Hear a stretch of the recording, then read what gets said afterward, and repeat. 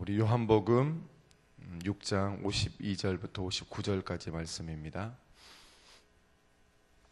우리 같이 한 목소리로 읽겠습니다. 그러므로 유대인들이 서로 다투어 이르되 이 사람이 어찌 능히 자기 살을 우리에게 주어 먹게 하겠느냐.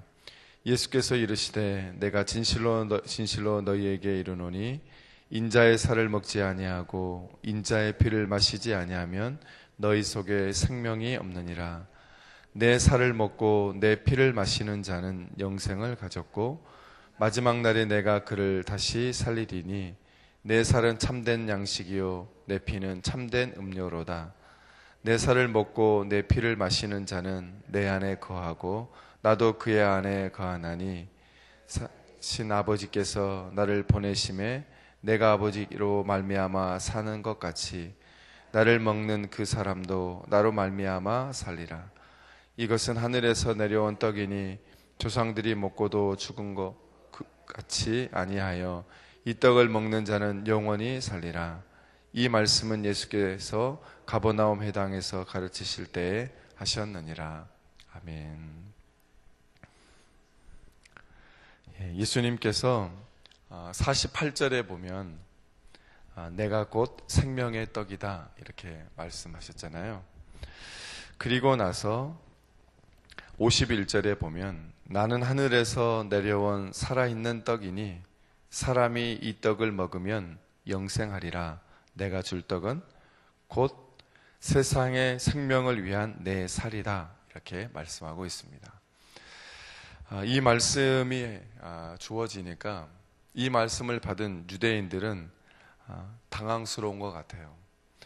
오늘 본문에 보니까 그러므로 유대인들이 서로 다투어 이르되 이렇게 나오는 거 보니까 주님께서 주의 말씀을 하고 있는데 그 말씀을 받은 유대인들은 서로 다투는 모습을 보면 진리가 이렇게 선포가 되면 거기 안에 가짜는 이게 좀 소란스럽게 이렇게 뭔가가 발생이 되나 봐요. 그래서 유대인들 안에 좀 이렇게 이런저런 일들이 일어나겠죠. 왜냐하면 살에 대한 문제가 나오니까요. 살을 먹고 마시는 이런 좀 무시무시한 이야기가 나오잖아요.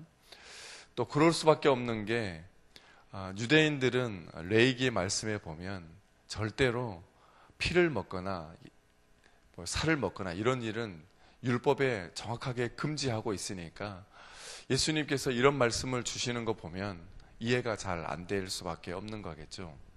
그래서 유대인들 안에 이런저런 분란이 일어나고 분쟁이 일어날 수밖에 없다고 봅니다.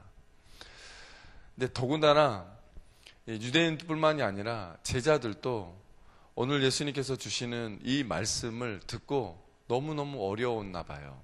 오늘 이렇게 본문은 아니지만 내일 본문이지만 이 말씀을 들은 제자들이 너무 어려워서 결국에는 예수님을 떠나는 그런 초유의 사태까지 이렇게 발생하는 게 오늘 본문의 말씀입니다.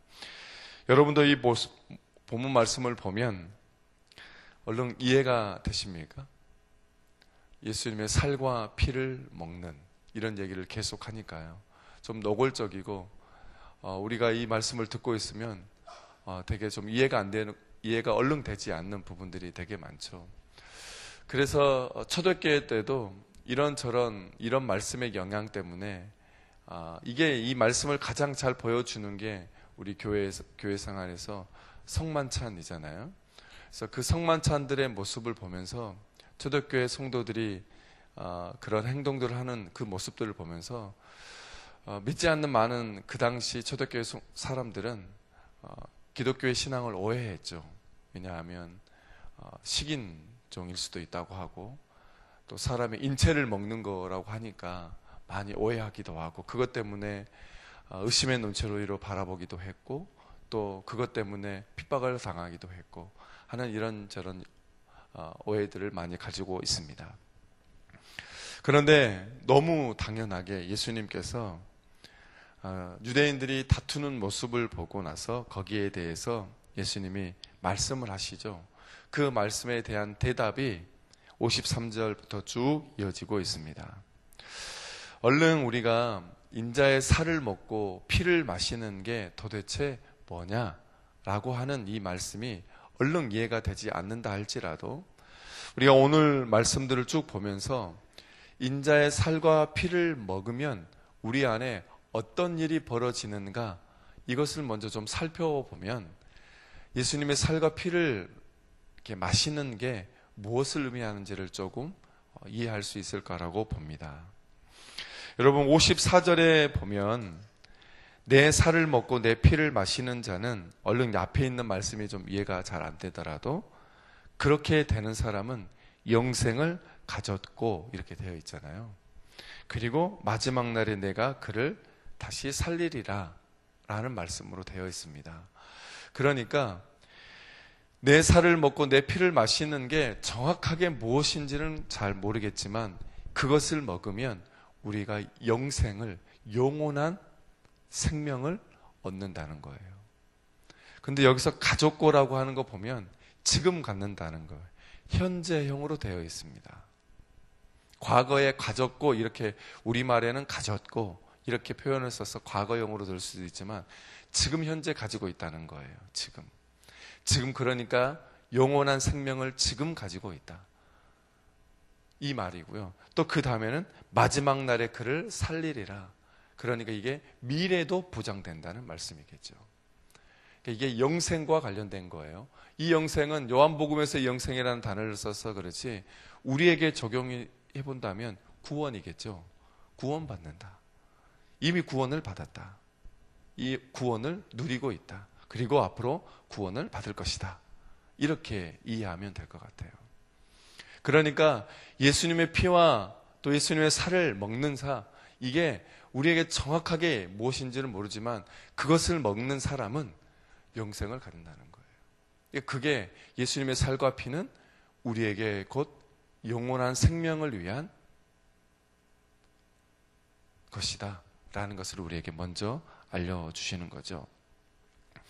그리고 56절에 보면 내 살을 먹고 내 피를 마시는 자는 내 안에 거하고 나도 그의 안에 거하나. 여러분 이게 무슨 말씀인지 여러분 아시겠죠? 예수님의 살과 피를 마시는 게 얼른 잘 이해가 되지 않지만 그것으로 주어지는 결과가 뭐냐면 내가 예수님 안에 거하고 예수님이 내 안에 거하는 참된 그런 교제가 우리 안에 이루어지는 거죠. 주님과 영원한 교제가 이루어지고 내가 주님 안에 살고 주님이 내 안에 사는 그 일이 내 안에 벌어지는 거죠. 여러분 이게 성경에서 말하는 참된 구원이죠. 주님과 참된 교제가 이루어지는 것, 내가 주님 안에 거하고 주님이 내 안에 거하는 것, 여러분 이게 참된 구원의 모습이에요. 얼른 앞의 내용이 이해는 안 되지만 이거를 하면, 예수님의 피와 예수님의 살을 먹으면 우리 안에 이런 일들이 벌어진다고 해요.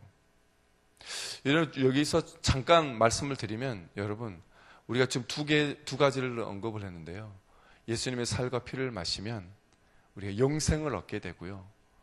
그리고 주님 안에 거하는 참된 교제가 우리 안에 이루어진다. 이게 둘 다 같은 말이잖아요.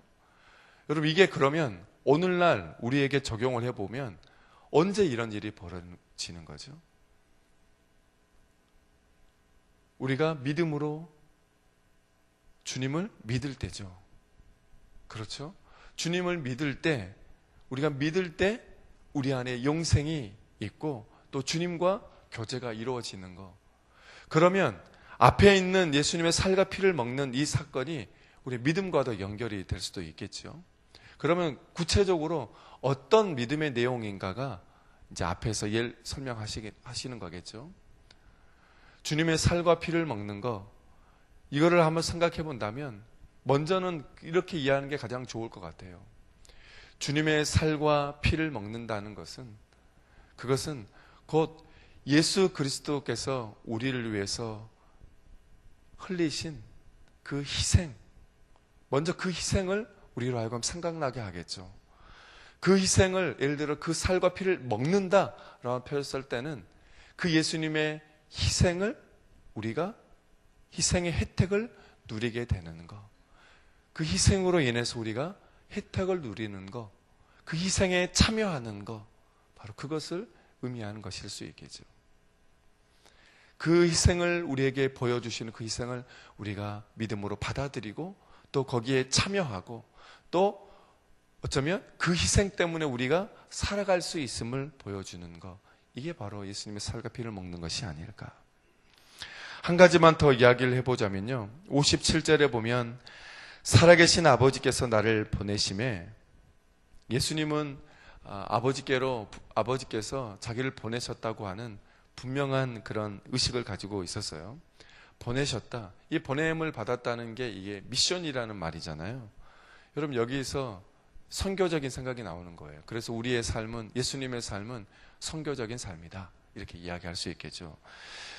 살아계신 아버지께서 나를 보내심에 내가 아버지로 말미암아 사는 것 같이 나를 먹는 그 사람도 나로 말미암아 살리라, 이렇게 말씀하고 있죠. 이 말씀은 여러 가지로 이야기할 수 있어요. 어떻게 이해할 수 있냐면, 앞에 얘기했던 것처럼 예수님께서 우리를 위해서 죽으시고 또 피 흘리시고 자기의 몸과 육체와 모든 것들을 주셔서 그것으로 인해서 우리가 혜택을 누림으로, 그것을 믿음으로 우리가 영생을 갖게 되고 주님이 내 안에, 내가 주님 안에 거하는 그 일을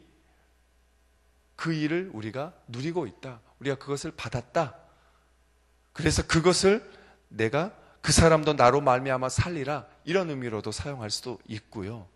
또 하나는 주님께서 이 땅에 오셔서 하신 일, 그리고 앞으로 하실 일, 그리고 제자들을 통해서 자기의 살과 피를 먹으며 자기 안에 거하고 주님이 내 안에 거하는 그 사람들을 통해서 계속 하실 일, 그 일들이 계속되어지게 하는 것, 그것도 아마 이 말씀 안에 포함되는 거라고 봅니다. 그러니까 내가 주님으로 말미암아 살리라 라고 하는 것은 내가 영원한 생명을 얻은 구원을 받았다라는 것뿐만이 아니라 지금 내가 살아가는 이 삶 가운데서 예수 그리스도께서 진짜로 우리 가운데 보여주시고자 하시는 삶, 우리 가운데 정말 이루시고자 하신 그 삶이 우리 가운데 이루어지는 것, 바로 그것을 바로 의미할 수도 있다라고 하는 것입니다. 이게 예수님의 살과 피를 마시는 것이 아닌가 생각이 됩니다. 여러분, 그 일들을 우리가 가장 구체적으로, 가장 현실적으로 사용하고 있는 것이 어디냐면 성만찬이겠죠. 성만찬이 되게 중요해요. 왜냐하면 이 종교 개혁자들은요, 교회가, 참된 교회가 어디 있는지를 얘기를 하면서 두 가지를 이야기를 했거든요. 첫 번째는 주의 말씀이 바르게 선포되는 곳, 이게 참된 교회의 기준이라고 그랬어요. 그래서 교회는 말씀의 피조물이죠. 교회를 가리켜서 말씀의 피조물이에요. 이게 무슨 말이냐면, 교회는 말씀이 선포되어질 때 그 말씀으로 창조된다는 거예요, 날마다. 이게 교회예요. 참된 교회의 모습이에요. 교회보다 말씀이 더 위에 있어요. 교회는 말씀에 늘 피조물로 살아야 해요. 우리도 한 사람 한 사람들이 다 교회잖아요. 그렇죠? 한 사람 한 사람들이 성령이 거하시는 성령의 전이면서 교회들이잖아요. 그 교회들은 말씀이 날마다 우리의 삶 가운데 선포되어지고 그 말씀이 선포되어짐으로 창조되어지는 그런 교회로 오늘 하루하루를 살아가야 돼요. 이게 종교개혁자들이 말하는 참된 교회의 첫 번째 표지였어요. 두 번째는 뭐냐면 성례전이 올바르게 집행되는 곳이에요. 여러분, 성례전이 뭐냐면 예수님이 제정하신 것 중에 두 가지를 이야기하는데요. 하나는 세례와 성만찬이에요. 그래서 성만찬이 그렇게 중요해요. 이 성만찬은 예수님의 살과 예수님의 피를 나눈, 그것을 함께 나누면서 그걸 기념하는 거예요. 그걸 기념하면서 무엇을 기념하겠어요? 주님의 살과 피 때문에, 그 희생 때문에 내가 살아가고 있습니다. 그 희생 때문에 제가 구원함을 얻었습니다. 그 희생 때문에 내가 주님과 교제할 수 있게 되었습니다. 주님이 초대하시는 그 놀라운 풍성한 교제의 세계로 제가 초대를 받았습니다. 그것을 기억하는 거겠죠. 또 하나, 예수님의 살과 피를 나누면서 그 예수님의 살과 피를 통해 우리는 하나가 되었다. 우리 안에 불편한 것들, 우리를 하나 되지 하지 못하게 하는 것들, 우리를 분열하게 하는 것들을 해결하고 다시 예수님의 살과 피를 통해 하나 되게 하시는 그것들을 힘써 지키는 일들을 우리가 다시 하겠다. 그걸 다시 고백하는 시간, 또 성만찬 아니겠어요? 예수님께서 이 땅에 오셔서 하나님으로 인하여서 화해되게 하는 세계, 온 세상이 예수님으로 인해서 하나 되는 세계, 온 세상이 죄로 인해서 하나님과 다 단절되어 있는 그 세계, 예수 그리스도를 통해서 다시 화해되게 하고 하나 되게 하는 거, 바로 그것을 꿈꾸는 거, 바로 그게 성만찬을 통해서 우리에게 드러내는 거 아니겠어요? 오늘 본문도 이 성만찬을 통해서 이루시고자 하는 것과 동일한 거예요. 예수님이 우리를 위해서 자신의 몸을 주시고 또 자신의 피를 흘리시면서 그것을 믿는 사람들에게 영원한 생명을 주시고 앞으로도 영원한 생명을 우리에게 허락해 주셨고 앞으로 주실 것이라는 그 약속, 그리고 주님이 내 안에, 내가 주님 안에 거하는 그 참된 교제로 초대해 주시는 것, 그뿐만이 아니라 예수님께서 이 땅 가운데 오셔서 희생하시며 죽으시면서 이루시고자 하시는 그 하나님의 뜻이 그 예수님의 살과 피를 날마다 먹는 우리를 통해서 계속해서 이어지기를 소망하시는 것, 바로 그것이 오늘 이 본문을 통해서 우리에게 주는 메시지가 아닐까 생각합니다. 우리 한 가지만 더 이야기하고 말씀을 마치려고 하는데요. 58절에 보면 이것은 하늘에서 내려온 떡이니 조상들이 먹고도 죽은 것 같이 아니하여 이 떡을 먹는 자는 영원히 살리라. 우리가 가장 단순하게 과거에 말하자면 하늘에서 내려온 떡 얘기해 보면 만나를 얘기할 수 있겠죠. 근데 그 만나는 먹으면 하루였으니까 만나면 이제 죽었잖아요. 그런데 예수님이 주시는 떡은 먹으면 예수님과 교제하면 예수님의 그 희생을 우리가 믿음으로 받아들이면 우리는 영원히 산다. 그 말씀을 이야기하는 거 아니겠어요?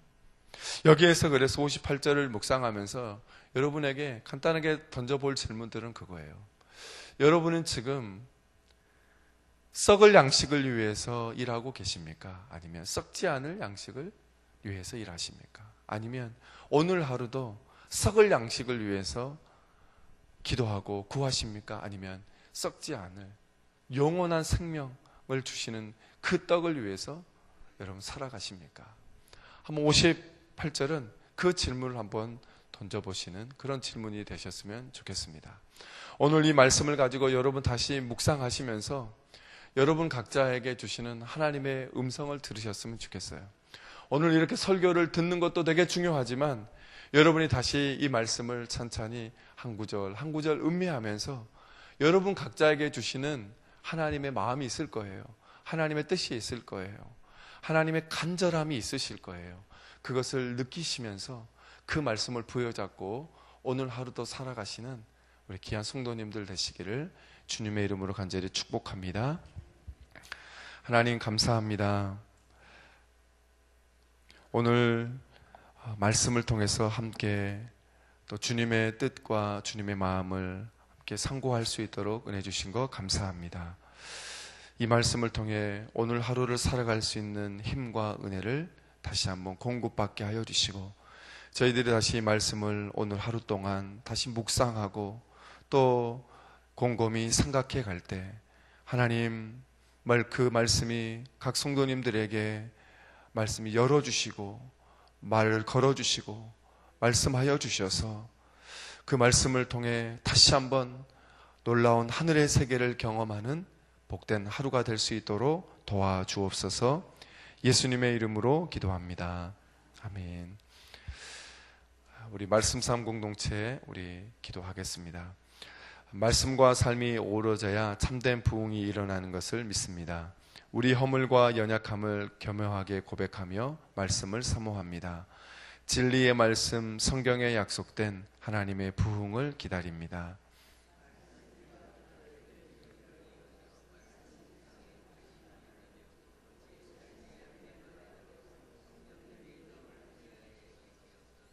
삼위일체 하나님의 임재와 현존으로 사랑의 음성을 들려주옵소서. 주님, 우리 공동체의 비전을 굳센 믿음으로 거듭하여 선포합니다. 하나님 말씀의 거룩한 리더십으로 그리스도인의 삶과 세계를 변화시킨다. 아멘. 주기도문 하시겠습니다. 하늘에 계신 우리 아버지, 아버지의 이름을 거룩하게 하시며 아버지의 나라가 오게 하시며 아버지의 뜻이 하늘에서와 같이 땅에서도 이루어지게 하소서.